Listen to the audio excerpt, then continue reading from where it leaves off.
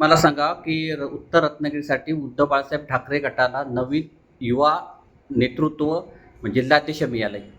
कसं बघताय?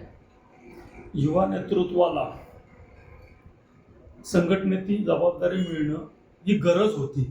कारण शिवसेना ही सुरुवातीपासून युवकांनीच वाढवलेली होती आणि त्यामुळं युवा नेतृत्वाचा योग्य वेळी आमच्या पक्षप्रमुखांनी युवा नेतृत्वाला जिल्हा प्रमुख नेमल्यामुळं एक वेगळा वलय निर्माण करण्याची युवकाला संधी मिळाली आणि त्यामध्ये ते निश्चित यशस्वी होतील.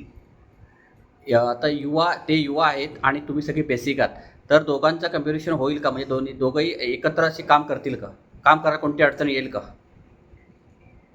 जरी ते युवक असले आणि आम्ही जरी बेसिकचे असलो किंवा वयाने आम्ही मोठे असलो तरी आम्हीच त्यांना सर्वतोपरी सहकार्य करण्याचं पहिला शब्द दिला होता आणि म्हणूनच त्यांनी ती जबाबदारी स्वीकारली. त्याच्यामुळं आम्ही आणि ते एकत्रित येऊन पक्ष संघटना मजबूत करण्यासाठी प्रत्येकजण सर्वतोपरी प्रयत्न करेल.